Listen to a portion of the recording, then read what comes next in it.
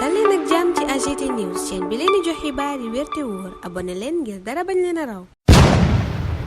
AGT News. Bismillah daleen ak jàmm ci chaîne bi ngeen taamul seen bopp AGT News. Barthélémy Dias tey jii la ñuy tekki ndombal tànkam ca assemblée nationale Les Échos mi nu ko xibaar ne ñu ministère de la justice yóot na démb bataaxal ba assemblée nationale ni ko Barthélémy Dias dañu koo condamné woon ci mbiram Ndiaga Diouf loolaa tax mënta doon député yéenekaay bi ne boobaleb dogal nag tey jii la ñu koy dëggal ci plénière bi nu woo député yi ngir samp commission yi ca assemblée nationale journal bi ne bu loola amee nag Pape Djibril Fall mooy jël place su Barthélémy Dias bii dogal bu ministère de la justice tey yéenekaay bi ne nguur gi fi ne woon mësu koo bëgg a jël te moo ne jamono jooja la ñu daanoon Barthélémy Dias ci mbiram Ndiaga Diouf mooma lépp mbirit Vox Populi nañu moo tax Barthélémy Dias dana jóge assemblée nationale mi jot bataaxalub ministère de la justice démb ngir ñu doxal li yoon santaane gannaaw ba nu ko daane moom meerum Dakar bi ci mbiram Ndiaga Diouf waaye ay ñooñam gisewuñ ko ni lanu jàpp mooy nguur gee xeex ak adversaire politique bu koy gêné Pape Konaré Diaité di chargé de communication Barthélémy Dias amul lu mu yekkun nguurug Bassirou Diomaye Faye ak Ousmane Sonko ca booba lépp yéenekaay bi di l'Observateur moom fësal meerum Dakar bi Barthélémy Dias mu naan bàyyi assemblée nationale yéenekaay bi ne jafe-jafeem tey lay tàmbali moom responsable taxaw bi nga xam ne bu weesoo poste député ba muy ñàkk ca assemblée nationale fauteuil yu mairie Dakar ba mu toogit yéenekaay ba ne bu doon bañ a mënees naa wax ne ma ngay yëngu lii Barthélémy Dias yi dund nag Vox Populi lam ca gis mooy mi ngi topp ci tànki Khalifa Sall ndax lii ko dal tey daloon na Khalifa Sall 17 janvier 2019 keroog ba nuy koy génnee assemblée nationale assemblée googa point actu ne buñ fa révoqué Barthélémy Dias di ci faa lay jël palaasam waaye bu démissionné Pape Djibril Fall lay jël ndombal tànkam Déthié Fall ak Boubacar Camara mooma point actu ne ña ngay xaar ay ndomba tànk yéenekaay bi ne ñaari ponkal yooye ne ci wetu Ousmane Sonko kenn ki di Déthié Fall daanaka réputation woom la teg ci taabal ji ngir jàppale Pastef Boubacar Camara moom yéenekaay bi ne campagne électorale bi nu génn yépp moo doonoon défenseur u projet bi ñaari kàngam yi ci wàllu politique nag yéenekaay bi ne poste yu mag la ñuy xaar waral journal bi laaj ndax dañuy jëm ci remaniement buñ defee marathon budgétaire beeg DPG bi ba noppi DPG Ousmane Sonko booba l'Observateur moom la yitte wooy yéenekaay bi fësal xàll yu mag yi di grand axe DPG booba ne mi ngi diggante défi politique ak attente budgétaire wax ci dépense budgétaire yee critique mi ne dafa yokk ci ñetti weer yi nu génn booba lépp yéenekaay ne li nuy jëfandikoo ci koppar ci réew mi téeméer boo jël yokku na 19,9% maanaam fukk ak juróom-ñeent yu teg astuut yéenekaay bi ne koppar yi nuy roñit maanaam ressources mobilisées yi yokku na ci lu tolloog 3,4% ñu des ci wàllu koppar ak le quotidien mi xamle ne waxuñu lépp ci xaalis ba nu waroon a wuti ca marché UEMOA ba yéenekaay bi wax li dëgg ci émission 92 milliards yi ba nuppi xamal ñu ne état téeméeri milliards ak fanweer la doon wut waral le quotidien ne ministère bi dana dellu ci marché bi wuti koppar fukki fan ak ñett ak ñaar fukki fan ak juróom-ñaar weeru décembre bi waaye ca le soleil ministère bu Cheikh Dibaba ngay weddi le quotidien li mu waxoon démb ne xaalis bañ doon wuti ca marché UEMOA mi ngi toll ci ñaar fukki milliards ak juróom te amuñu ca dara ministère ba ne loola dara du ca dëgg ba nuppi menacé plainte ñi nga xam ne dañuy wax lu du dëgg jëme ci boobaleb ministère libération waxtu woo naan ñu port autonome bu Ndakaaru moom porté na plainte ba daan lu Bamba Ndiaye SA gannaaw juróom-benn milliards yu nu décaissé diggante 2021 ak 2022 ngir immeuble bu nu tëw a jot yéenekaay bi ne entreprise ba sàkku nañu ca moom mu joxe immeuble bi lu ko mooy bés bu mu tardé te ñaar fukki millions lay fay libération it xamal ñu ne fisc ngay fayee ko Alliance Sénégal Assurance 3 milliards yu teg yéenekaay bi ne redressement fiscal la fa jaar mbiram Omar City moom libération xabaar ñu ne Abdoulaye Mamadou Guissé ak ndaw sa mu àndaloon naan bàjjanu président Bassirou Diomaye Faye la ñoom ñépp yóbbu nañu leen kaso yéenekaay bi ne mandat de dépôt la ñu leen jox biig di leen toppee association de malfaiteurs escroquerie et blanchiment de capitaux ñu des ci coowal suuf ak yor bi mi xëy dem ak ñun ca boori toguloog AIBD yéenekaay bi ne Mamadou Gueye ma doonoon directeur des domaines daggal na fa boppam ñaar fukki junniy mètre carré journal bi ne boobaleb attribution bu ab juróom-benn fanweeru novembre atum 2023 li ci gën a reelu mooy directeur des domaines ba woon moo bind boppam bataaxal maanaam Mamadou Gueye moo bind Mamadou Gueye bataaxal di ko xamal ne am na ñaar fukki junniy mètre carré ca boori togulu Walf Quotidien jamono jooja naan ñu baykat yi moom seen yaakaar a tas boobaleb yéenekaay ne la ñu doon séentu ci gerte lañu amul ndax diggante lañu yaakaaroon ak lañu góob yéenekaay bi ne sore na lool teewut Le Soleil ne Sonacos moom fësal nay bëgg-bëggam ci campagne agricole bi yéenekaay bi ne 300 000 tonnes maanaam ñetti téeméeri junniy tonnes moom lañu bëgg yéenekaay bi ne yëfi door na ndax ca usine bu Diourbel luy tolloog ñaar fukki camion wàccagum nañu fa Sud Quotidien ne ñu ngi ci campagne à plusieurs vitesses yéenekaay bi ne ndax Louga Sonacos fësal na bëgg-bëggam di am 300 000 tonnes yéenekaay bi ne waaye ca Kaolack yëf ya daa mel ni door agut Diourbel moom yéenekaay bi ne point de collecte buy dox sax moo fa amul Ziguinchor moom yéenekaay bi ne opérateur privé stockeur la ñuy wër. ñu des ci wàllu mbay meeg Les Échos mi ñuy xamal ne mbër ma woon Mohamed Ndao Tyson dugg na ci duggit ci wàllu pétrole ak mine. moom homme d'affaires booba tey di wax ci làmb ji mu ne woon démb ne li mu yàq moo ëpp fuuf la mu defar. ca Vox Populi alinti naan li ñu war a defar dëgg kay mooy diggante nguur geeg patron de presse yi. moom njiital Afrikajom Center mu naan waxtaan mënta ñàkk ca diggante ñooña te waxtaan yu jàmp la woote. ca Le Réveil moom Babacar Justin Ndiaye mooy artu ci jàppante yi tàmbale am diggante nguur geeg presse bi. lii xew tey nag Babacar Justin Ndiaye ne Ousmane Sonko da koo war a dakkal siffler la fin de la récréation ngir jëlee fi xalaatu ne nguur gi bëgguta assainir presse bi waaye dafa bëgg a assassiner presse bi. Ousmane Sonko mooma laas di ñu xamal ne convoqué na patron wu Shalik Énergie yéeni cabinet loolaa nga jëm ci mbiram West African Energy premier ministre da caa bëgg xam lan moo cay njariñal Sénégal waaye it Samuel Sarr mi ci dem kasoog coow li ci am ana lu mën a doon njeexital li. président de la république moom enquête ne njeexitalu tukkeem yu bari yi la ñëppi xaar journal bi ne ndax tukki yooye dafa am njëg maanaam dafa cher lool. enquête won ñi ñaar fukki tukki ci juróom-ñetti weer ne ñëpp a ngi xaar njeexital li. yor bi mel ni ku naan njeexital yooye tàmbali naa ñëw ndax njiitu réew mi ma nga ci Émirats arabes unis yéenekaay bi ne waaye waxtaane nañ fa ay lëkkaloo di partenariat ci fànn yu bari ca ndaje ma ko fa yóbbu ñun ñu jaaree noona ñaanal leen kenn dal ak jàmm dig ndaje ëllëg incha allah. AGT News.